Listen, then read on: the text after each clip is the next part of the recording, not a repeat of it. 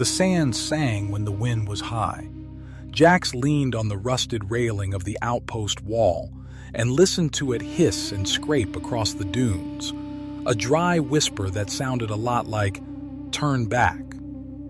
The glass sea stretched to the horizon in every direction, broken only by the skeletal ribs of old highway overpasses and the half-buried husks of dead cities.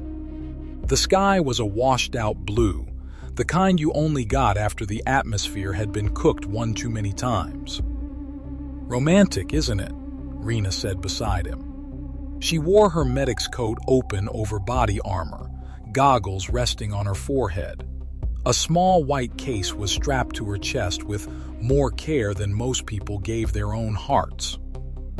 "Perfect day for a suicide run," Jack smirked. "Please, we've done worse." "Not with this in our hands," she patted the case. "Last viable batch of Helios 7. If it doesn't get to Havenspire in 40 hours, half the city coughs its lungs out and dies."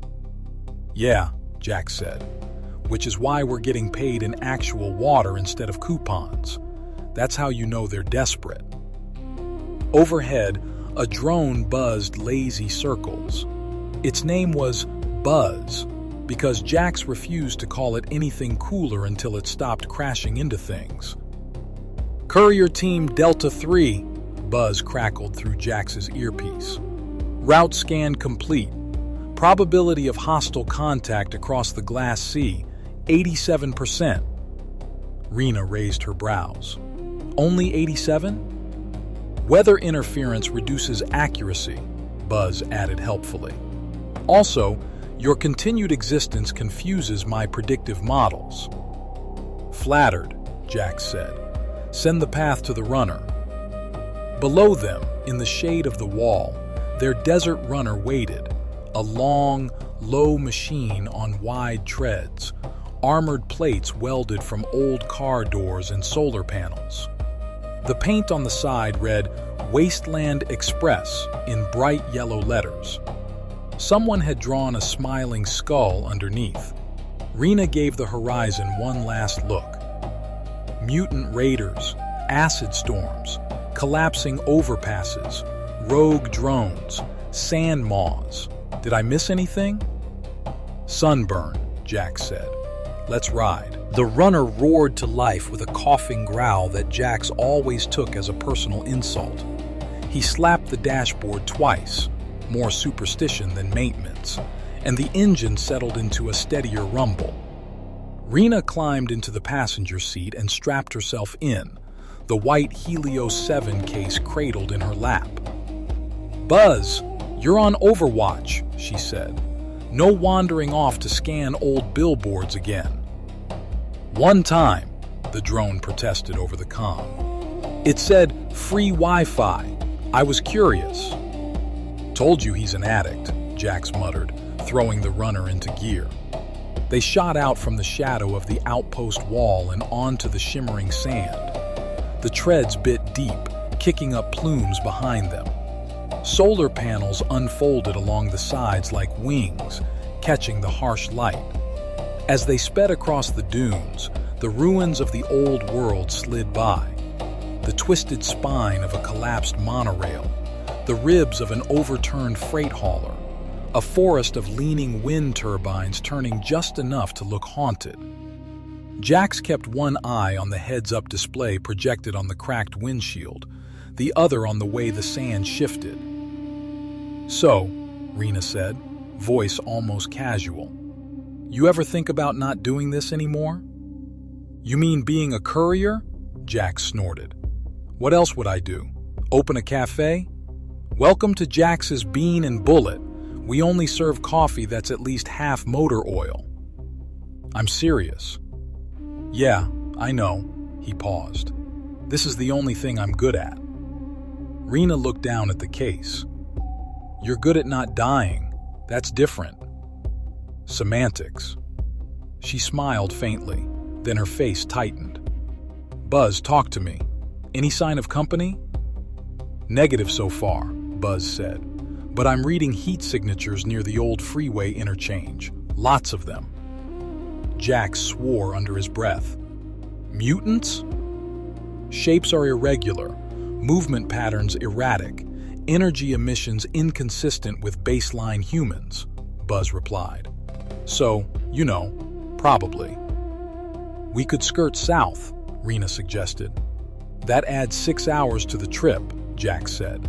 Helios 7 doesn't have 6 hours. Rina exhaled. Then we go through. Jax grinned, though his hands were tight on the wheel. That's the spirit. The old freeway interchange rose ahead like the bones of some huge creature, concrete pillars jutting up from the sand. The roads they once held had broken and sagged, forming decaying bridges over pits of shadow. Buzz, keep altitude, Jax said. Raiders love hiding under those spans. Already on it, the drone replied. I'm seeing movement beneath the central overpass, and oh dear. That's a word you don't get to use, Jax said. Be specific. Dozens of heat signatures, vehicles, improvised armor, large spikes. The usual mutant aesthetic. Rina tightened her grip on the case. They know we're coming? Everyone knows we're coming, Jax said. You announce a vaccine run over open comms because you want people to clear the path. Weirdly, that never works. He pushed the throttle. The runner surged forward, engine howling. From beneath the shadows, raider bikes exploded out onto the sand. Their riders were twisted silhouettes, some with extra limbs, some with glowing eyes, all wrapped in mismatched armor and rags. Their vehicles were welded nightmares, three-wheeled monsters bristling with harpoons, rusted pickups with rotating gun mounts, and one thing that looked suspiciously like an old carnival ride on tank treads. Courier team, this is your friendly neighborhood band of gene accidents.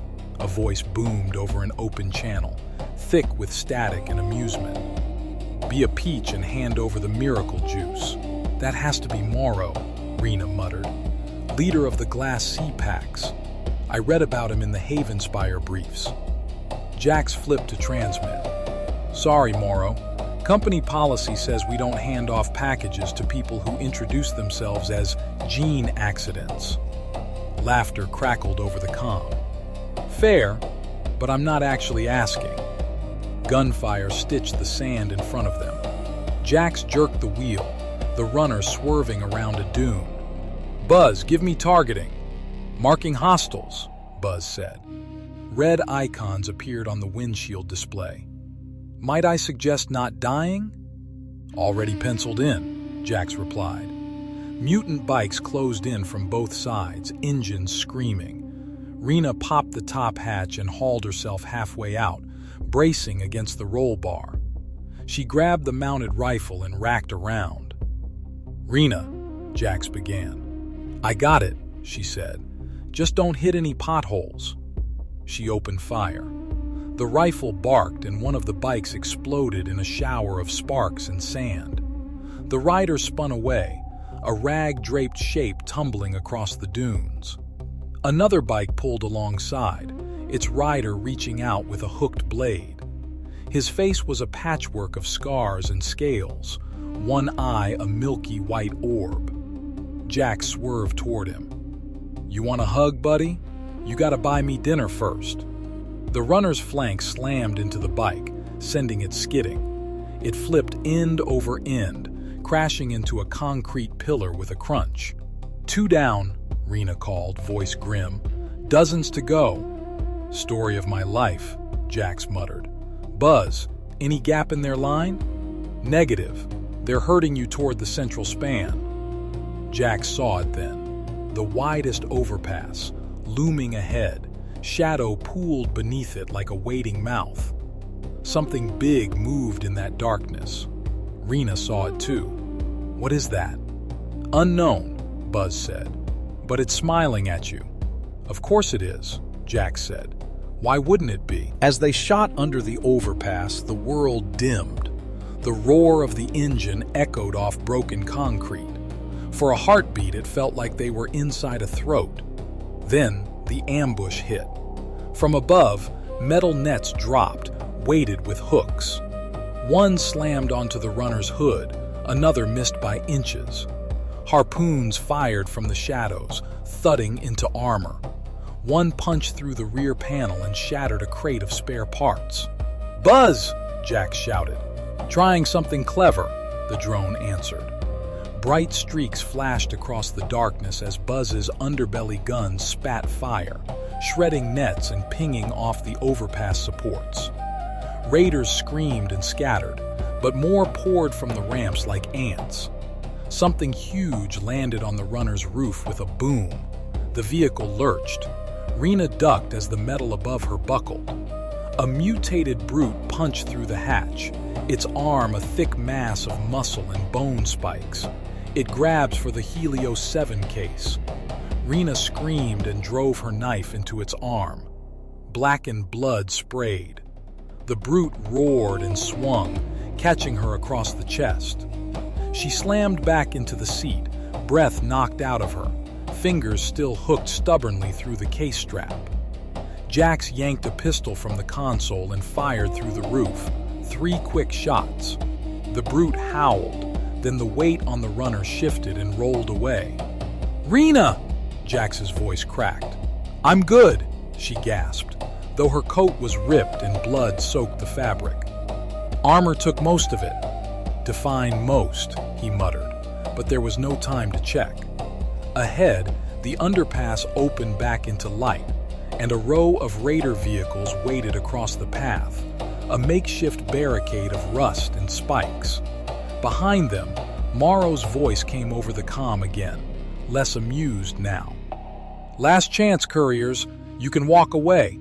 Hand us the box and you even get to keep your skins mostly attached." Jax glanced at Rina. She met his gaze, face pale but eyes steady. "No," she said. Jax grinned despite the knot in his gut. "Yeah, that's what I thought." He slammed his foot on the accelerator. The runner screamed as it surged forward. Rina clung to the case with one hand and the dash with the other. "Buzz, clear us a path," Jax shouted. "With pleasure," the drone replied. Buzz dropped low, guns blazing. Rusted barricades erupted in fire and shrapnel. Raiders dove for cover, some too slow. Jax threaded the runner through a gap as flaming metal crashed on either side. For a moment, it looked like they'd made it. Then, something hit the runner's side with the force of a freight train. The world flipped. Metal screamed. Rina's scream joined it. The runner rolled, once, twice, then slammed to a stop on its side. Sand poured in through shattered windows. The engine coughed, then died.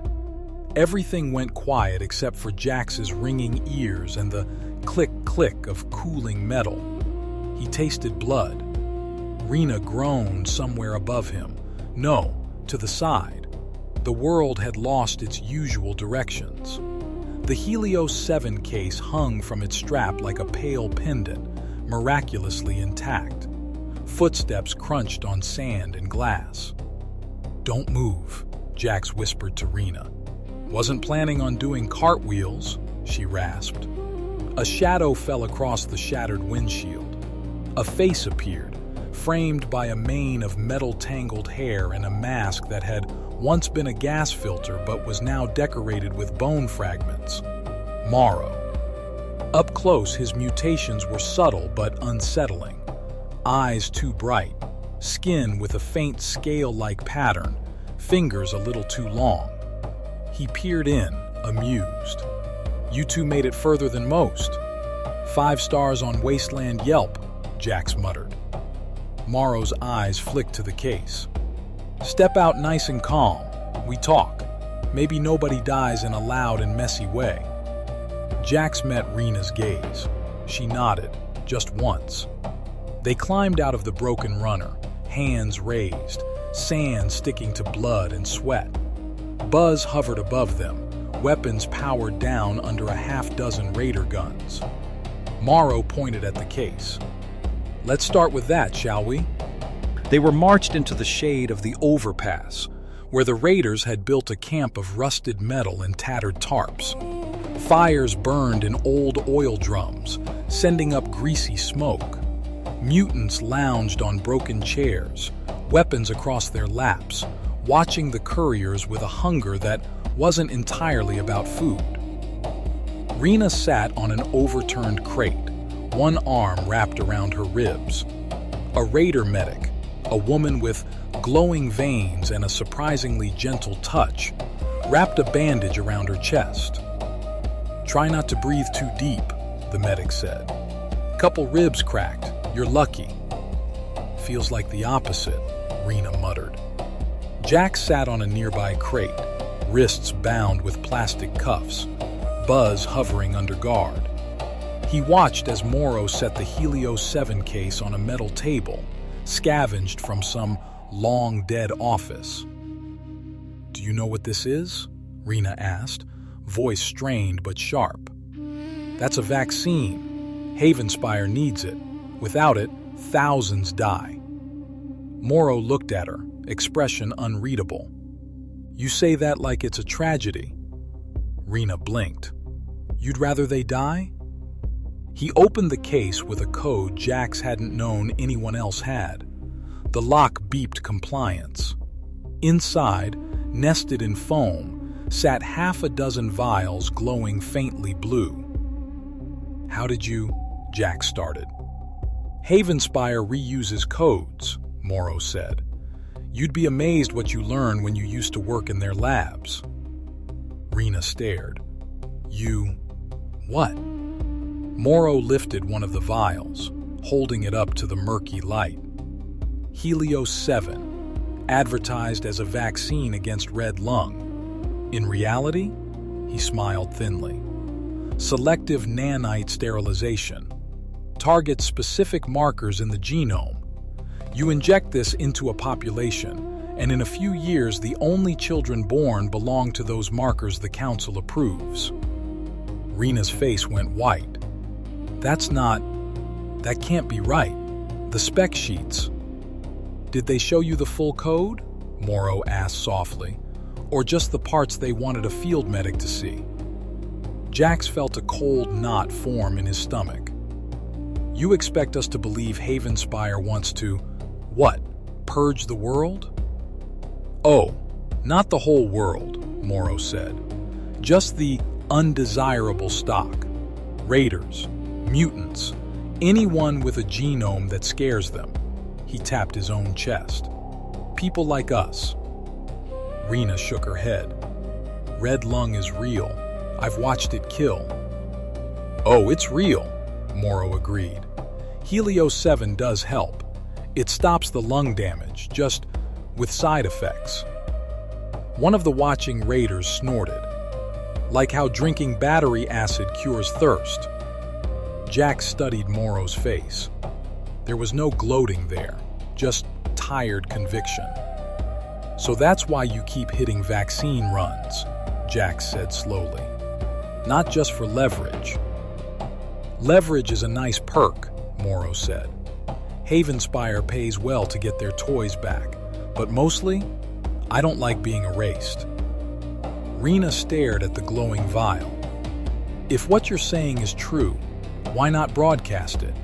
Why not tell everyone?" "We tried," Morrow said. "The city called it raider propaganda. People trust walls and water more than rumors. They'd rather believe we're monsters in the sand." His gaze hardened. "We can't let Helios 7 reach the city again, but we can't destroy it either. Not yet." "Why not?" Jax asked. Morrow set the vial back into its cradle. "Because if we crack the code, we might be able to flip it.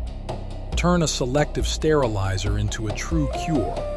One that doesn't care if you're pretty enough for Havenspire's gene charts." A heavy silence settled. Rina's eyes glittered. "You want us to help you steal it for good?" "I want you," Morrow said, "to make a choice. Keep playing delivery dogs for people who'd erase half the world, or help the ones they're trying to wipe out." Jax glanced at Rina. Her jaw was clenched. He could almost see the war behind her eyes. Oath as a medic versus faith in the city that trained her. "I'm not working for raiders," she whispered. "Then don't," Morrow said. "Work for the people who'll die either way." Jax let out a breath he hadn't realized he was holding. "You know, I really miss the days when the moral choice was, don't crash the runner." "Those days never existed," Rina said quietly. "And you're just now telling me this?" Night fell fast over the glass sea. One moment the sky was smeared with orange. The next, it was a bowl of cold black pricked with distant stars and the flicker of orbital junk. Morrow's camp settled into a restless quiet. Fires burned low. The raiders rotated watch. Buzz, still shackled with an override clamp, hummed softly, like a caged insect. Jax and Rina sat with their backs against a cracked pillar, wrists still bound, guarded by a raider who snored more than he watched. "So," Jax said softly, "on a scale from 1 to existential crisis, how you doing?" "About a 9, Rina replied.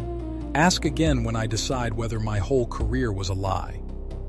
He nudged her shoulder with his. "Hey, you saved lives. Even if Havenspire's playing Gene God, that doesn't erase what you did." "Doesn't change that I've run 3 Helios batches already," she said. "If Morrow's right, you didn't know." "That's the problem," she whispered. "I should have asked more questions." "Everyone should have," Jax said. "Instead, we liked the part where the coughing stopped and ignored the rest." A dry wind hissed through the broken concrete above them. Rina leaned her head back against the pillar. "What do you think? Is Morrow telling the truth?"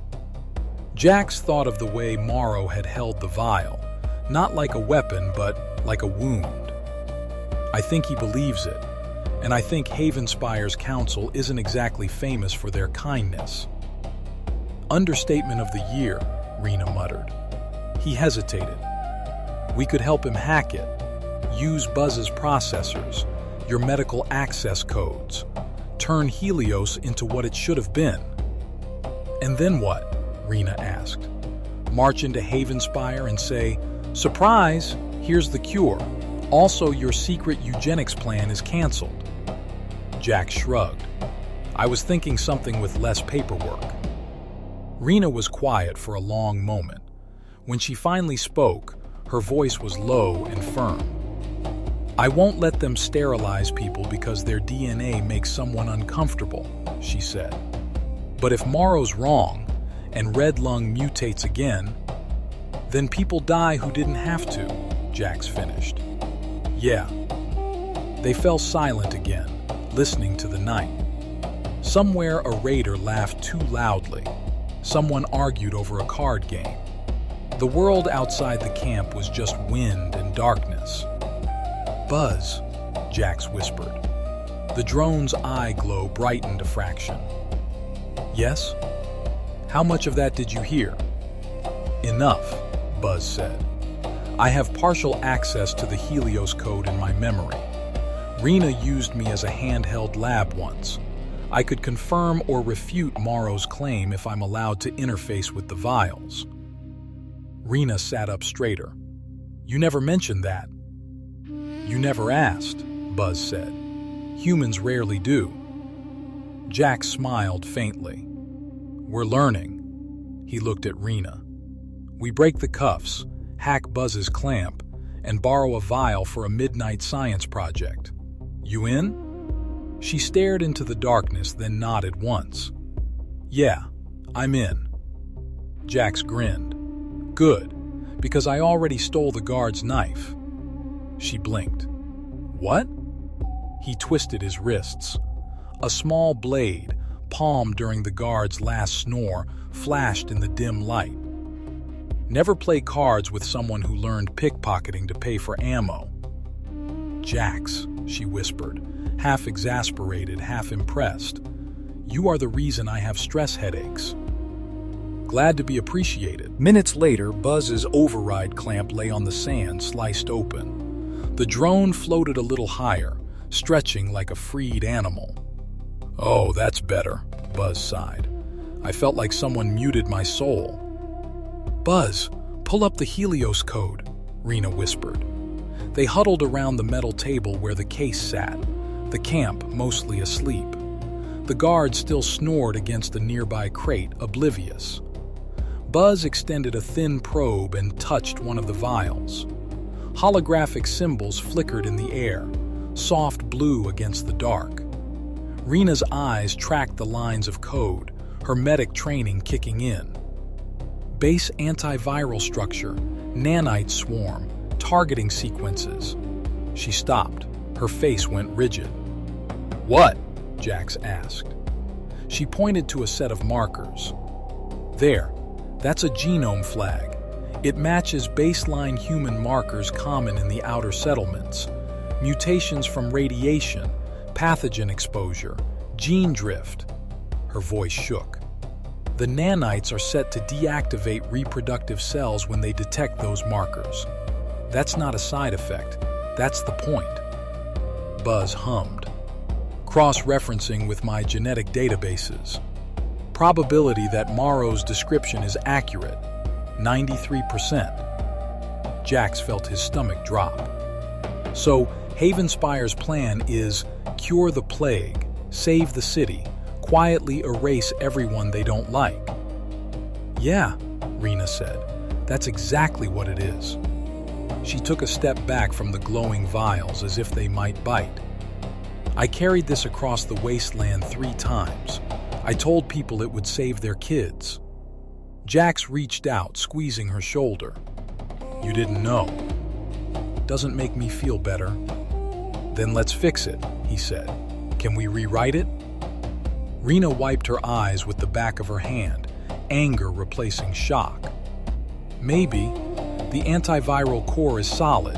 If we remove the sterilization routines and widen the target markers, we could make it hit red lung variants instead of genomes." "Buzz?" Jax asked. Buzz's eye glowed brighter. "Processing. With my current hardware, I can assist in rewriting one full batch's nanite programming in approximately 3 hours. Risk of catastrophic failure, medium.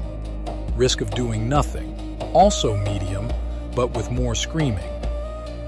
3 hours, Jax said. "We can manage that." They didn't. The guard snorted awake halfway through, blinking blearily at the blue hologram. "What are you—" Rina moved first, slamming the butt of the vial case into his temple. He crumpled without a sound. Jax winced. "Remind me never to borrow your stethoscope." "Keep working," she said through clenched teeth. They pushed hard. Buzz rewrote line after line of code, Rina guiding, fingers trembling but precise. By the time first light seeped into the sky, they were done. Buzz reinserted the vial into its cradle. "Helios 7 is now Helios 7R, the drone announced. R for real vaccine or reckless tampering, depending on which side of history you're on." "Let's hope for the first," Rina said. A slow clap echoed from behind them. They turned. Morrow stood at the edge of the camp, arms folded, a half smile on his face. "I was wondering what you two were up to," he said. "Thought about stopping you. Decided to see where it went first." Jax swallowed. "You heard all that?" "Enough," Morrow said. "So, does it work?" Rina straightened, meeting his gaze. "As far as we can tell, yeah. It should cure red lung without sterilizing anyone." "Should," Morrow repeated, amused. Such a comforting word. "It's better than what it was," she snapped. He studied her for a long moment, then nodded. "I believe you." He glanced toward the brightening horizon where Havenspire's towers glinted faintly in the distance. "So, Couriers, what now?" They stood on a dune overlooking Havenspire as the sun climbed, painting the city's walls gold. From this distance, it looked like salvation. Tall barriers, gleaming solar arrays, water towers piercing the sky, banners snapping in the wind. Between them and the gate, the glass sea stretched in ripples of heat. Behind them, Morrow's raiders waited, engines idling, guns pointed at the horizon rather than the couriers. "You deliver the vaccine," Morrow said. "Havenspire's people live, but so does the council that tried to erase us. Sooner or later, they'll build another Helios. And if we don't deliver it," Rina said quietly, "thousands die who had no say in any of this." Jack shielded his eyes, staring at the distant gate. "We can't punish the whole city for what the council did. And we can't trust the council not to weaponize whatever we bring them," Morrow replied. "They'll test it, sure. They'll find your edits. Then they'll fix the problem and start again." Rina hugged the case to her chest. "I won't let red lung white people out. That's not a choice I can live with." Morrow smiled sadly. "What makes you think you're going to live with any of this?" Buzz drifted between them. "If I may, there is a third option." Jax groaned. "Every time you say that, we end up on fire." "This time has only a 40% fire probability," Buzz said. "Maybe 50. "Spit it out," Rina said. "We broadcast the Helio 7R code," Buzz explained. "Right now, open channel. Every settlement, every lab, every raider camp with a half-working terminal. We give the cure away. At the same time, we transmit the original sterilization code and Havenspire's modification logs, which I thoughtfully downloaded from a back door in their network months ago." Jax blinked. "You what?" "You never asked," Buzz said. "Again." Morrow's eyes narrowed. "If you do that, the council loses its monopoly. They can't control who lives and who doesn't. And everyone gets to see what they almost did," Rina said slowly. "Public outrage, riots, maybe a coup. Fun social experiments," Buzz said cheerfully. Jax couldn't help it. He laughed. "You want to cure the plague and start a revolution at the same time." "Multitasking is one of my core strengths," Buzz replied. Rina looked at the city again. "If we send the code, some places still won't have the tech to use it. Havenspire will. They'll still ask us to deliver physical vials." "Then deliver them," Morrow said. "Helios 7R, not the original. Let the council sweat while the world heals without them." Jax exhaled. "They'll put a target on our backs." "Join the club," Morrow said dryly. "Membership perks include being shot at daily and never running out of people to disappoint." Rina laughed, the sound half wild, half relieved. "You're insane." "Probably," Morrow said. "But it's a better story than we did what the council wanted and hoped they wouldn't abuse it." She looked at Jax. "What do you think?" He thought of all the runs he'd made across the glass sea, all the times he'd told himself that carrying boxes was easier than carrying guilt. He thought of the people coughing behind cracked masks, the kids watching with hollow eyes as couriers roared by. "I think I'm tired of being a delivery dog," he said. "Let's be something worse." Rina smiled. "Revolutionary couriers?" "Wasteland runners," he said. "We don't just move packages, we move the future." Buzz made a pleased beep. "Brand name approved. Should I start the broadcast?" Rina hesitated only a heartbeat. "Do it." The drone rose higher, antennae unfolding, lights blazing. A pulse of data shot out across the sky, invisible but potent, a blueprint for a cure, and the confession of a crime. Static flooded every frequency for a moment. Then Buzz spoke. "Message sent. Receiving acknowledgments from 32 settlements, 4 raider bands, and 1 very confused weather satellite." Morrow watched the horizon, a slow grin spreading across his face. "You just changed the Wasteland, Couriers." "Yeah," Jack said. "Let's hope it forgives us." He climbed into the repaired runner, patched up overnight by Raider mechanics with a worrying love for spikes. Rina took the passenger seat, Helios 7R case secure between her feet. Buzz settled into his familiar orbit above them. Morrow leaned on the door. "Gate guards will ask why you're late." Jack smirked. "We'll tell them the truth. We had to save the world first." "That'll go over well," Morrow said.